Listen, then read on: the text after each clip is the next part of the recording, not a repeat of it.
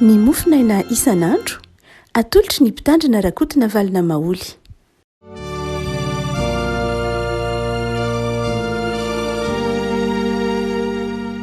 Falimiraba tsika rehetra riavako malala tratrity alakamisy 5 ny volana jonaity ny mofinaina valarotsika ny dia ny asan'ny apôstôly toko fito ambin'ny folo diny voalohany ka hatramin'ny fasivy. Asan'ny apôstôly toko fito ambin'ny folo diny voalohany ka hatramin'ny fasivy. Ary rehefa nandeha namaky any Amfipoly sy Apôlinia izy dia tonga tao Tesalonika ary ny sinagoga ny Jiosy tao. Ary Paoly dia niditra tao araka ny fanaony ary sabata 3 no niadiny hevitra avy tamin'ny soratra masina tamin'ny olona tao. Dia nanambara izy ka naneho maromarina fa tsy maintsy nijaly sy nitsangana tamin'ny maty Kristy. Ary Jesosy izay toriko aminareo izy no Kristy. Ary ny sasany tamin'ireo dia nino ka nanampy isan'ny mpianatry Paoly sy Silasy ary marobe koa tamin'ny jentilisa izay mpivavaka ary tsy vitsy tamin'ny vehivavy nanakatsa. Fa nialina ny Jiosy ka naka olona ratsy fanahy tany an-tsena ary nahavory vahoaka betsaka dia nampitabataba ny tanàna ka namely ny tranon'ny Jasona ary nitady hamoaka azy ireo lahy ao amin'ny olona. Ary raha nahita izy ireo lahy dia nisarika ny Jasona sy ny rahalahy sasany eo amin'ny lehiben'ny tanàna ka niantso mafy hoe tonga tiako ireo lehilahy mamadika izao tontolo izao. Ary rehefa nampandrosoany Jasona izy ka izy rehetra ireo manohitra ny tenin'ny Kaisara satria izy milaza fa misy mpanjaka hafa dia Jesosy. Dia taitra ny vahoaka sy ny lehiben'ny tanàna raha nare izany. Ary rehefa nasainy nametraka antoka Jasona sy ny sasany teo aminy dia navelany andeha izy. Ray masono manamasinana ny fahamarinana ny teninao ny fahamarinana. Amen. Hoy ny apôstôly Paoly, ary Jesosy izay toriko aminareo no Kristy. Ary Jesosy izay toriko aminareo no Kristy. Jesosy izay toriana dia ilay Jesosy teraka tany Betlehema, ilay Jesosy lehibe tany Nazareta, ilay Jesosy nateraka Maria Virjiny ary nitezainy Maria sy Josefa, izay ilay Jesosy. Izay Jesosy izay nefany dia Jesosy tsotra tambanivohitra ary niaina tao anatin'ny fahatsoram-piainana. Jesosy izay tsy mifanaraka mihitsy ary tsy mifanitsy amin'ilay Mesia izay nandrasany Jiosy. Ny Jiosy dia efa ela ny andro Mesia. Ny dikany hoe Mesia dia ilay voaositra, ilay nofidian'Andriamanitra manokana, ilay mpanafaka, ilay mpanjaka. Ary dia hoy Paoly manao hoe iny Jesosy iny ilay Mesia. Ilay Jesosy maty tao amin'ny hazo fijaliana, ilay Jesosy izay no enjehin'ny olona ary notorian'ny olona lazaina fa mpisantoka, iny no notondrona hoy Paoly hoe iny no Mesia. Iny Jesosy izay notondron'ny olona ho mampianatra zavatra diso, ho mpisantoka, iny no Mesia hoy Paoly. Hoy Paoly manao hoe Jesosy izay toriko no Mesia. Ina dika izany dia afaka malala ka nahatonga ny olona voataona nanaraka ho mpianatry Paoly sy Silasy.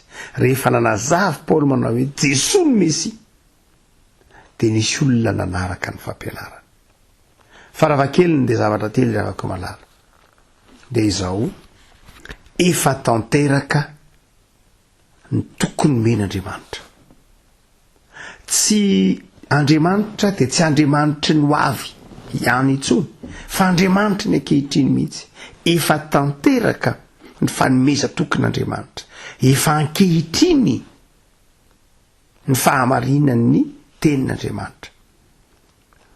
Andriamanitra efa nampanantena fa hamonjy ny olona.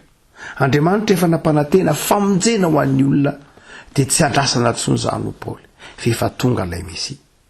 efa ankehitriny ilay famonjena. Tsy miandry mpamonjy hafa tsony isika ho Paoly. Jesosy no Mesia, efa tonga lay Mesia, efa tonga lay mpamonjy. Ary tsy hafa fa zay le tenen'ny anjely manao hoe fa mpamonjy niteraka ho anareo anio ao an-tranon'i Davida de Kristy tompo. Efa ankehitriny zany famonjena zany. Tsy famonjena andrasana tsony zany, tsy famonjena tadiavina atsy na roa, fa famonjena efa tanteraka ankehitriny. Ka ho an'izay rehetra mila famonjena, ho an'izay rehetra mangetaeta famonjena, ho an'izay rehetra mila vonjy, dia ankehitriny zany. Tsy famonjena ho avy zany, fa famonjena efa ankehitriny. Zavako malala voavonjy isika satria ankehitriny ny famonjena. Ary zany famonjena zany dia famonjena amin'ny fahotana, fanafahana ny olona tamin'ny fahotana, fanafahana ny olona tamin'ny tahotra ety amin'ity zao tontolo zao ty, fanafahana ny olona amin'ny tebotebony zao tontolo zao, famonjena ny fanahin'ny olona, famonjena ny fiainan'ny olona ao anatin'ny aloky ny fahafatesana. Hotsika manao hoe fiainan'ny olona isan'andro dia fiainana feno teboteby. Ary ndraindray ara dia ny olona isika kehitriny dia zao ny akabeazan'ny olona moa zany araka ny matetika tenentsika irito hoe ny kolotsain'ny fahafatesana ny manjaka dia velona ny olona, velona noho ny tahotra ny fahafatesana, fa tsy velona noho ny fiainana. Zany hoe manao zavatra miasa mivelona noho ny tahotra ny fahafatesana, fa tsy afaka mifaly amin'ny fiainana isan'andro, manaloka mandrakariva amin'ny fiainan'ny olombelona ny tahotra ny fahafatesana. Ary izany famonjena ny olona tao anatin'ny tahotra ny fahafatesana zany ny dikany teny hoe efa tonga lay Mesia. Antom-pisiana vaovao mihitsy zany ny antom-pisian'ny olona mino ilay Mesia, mino an' Jesosy io, dia izao tsy ny fahafatesana no baiko ny fiainana, fa ny fiainana. Aze fiainana zay ny tiany zaraina, velona mba hizara fiainana, velona mba hizara fifaliana, fa tsy velona hatahotra ny fahafatesana. Ary hitantsika revako malala fa zay ny tenin'ny Jesosy raha manazava izy manao hoe izy no lalana sy fahamarinana ary fiainana. Efa tonga lay Mesia dia efa ankehitriny zany famonjena zany. Fa ny faharoa amin'ny teny Paoly manao hoe lay Jesosy zay toriana no Mesia dia tsy hoe ankehitriny ihany ny famonjena, fa ny faharoa dia zao ry avako malala, efa tanteraka iainana ny fiadanana, iainana ny fiadanana. Ny ateraky ny hoe famelan-keloka ho fiainan'ny olona ry avako malala, ny ateraky ny hoe fiainam-bavaka, ny ateraky ny fahatsapan'ny olona fa avao vela eloka dia fiadanam-po.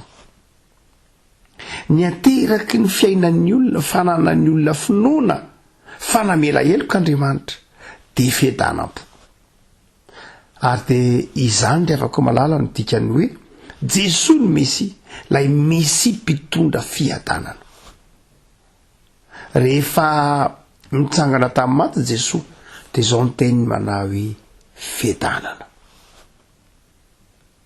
No zany revako malala Paoly eto amin'ny teny manao hoe lay Jesosy zay nitoriana taminao, tantaraina taminao tamin'ny Krismasy, teraka tao an-tranon'omby. Lay Jesosy tantaraina taminao tamin'ny Krismasy, nokasain'i Herody hanovonoana. Lay Jesosy nombona tao amin'ny hazo fijaliana, dia ambara aminao marimarina araka ny tenin'ny Paoly eto fa iny lay Mesia. Ny finoana ho azy ho zanak'Andriamanitra dia izao mampisy fiadanam-po. Ao amin'ny Jesosy ihany ianao no manam-piadanana. Ao amin'ny Jesosy misy ny fiadanan'Andriamanitra. Ny finoanao ny famelan-keloka natolotry ny tompo, ny finoanao ny fitiavan'Andriamanitra dia mampisy fiadanam-po ao anaty. Dia tsy fiadanam-po zay tsy ananana zao tontolo zao. Jesosy nge efa niteny manao hoe ny fiadanako nge dia efa navelako taminareo hoe hoy Jesosy, dia tsy mba tahaka ny fiadanana zao tontolo zao.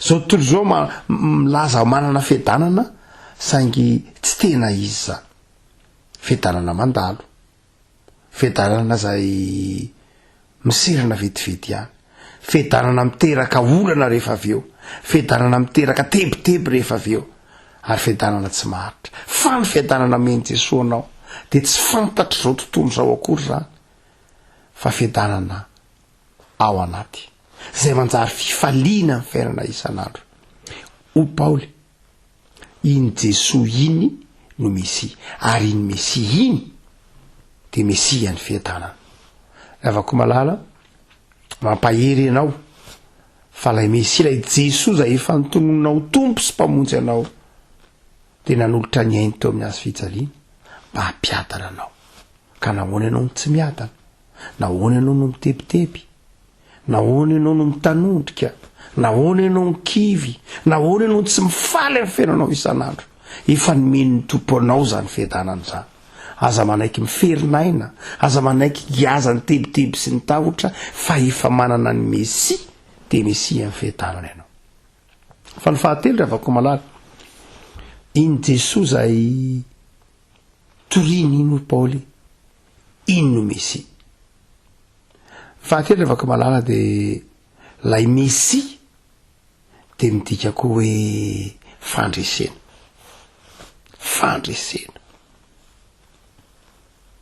nanaiky ho resy Jesosy na ny marimarina kokoa nandefitra Jesosy nanaiky nosamborona Jesosy nanaiky nomelona sy nombona tao amin'ny azo fijaliana Jesosy fa zao resiny ny fahafatesana iny Jesosy iny lay Jesosy nandresy ny fahafatesana iny lay Mesia mpino Jesosy mpandresy Mesia mpandresy le avako malala raha miteny zany Paoly eto manao hoe iny Jesosy iny lay Mesia de zao manatena fandresena izy ny andika zany le avako malala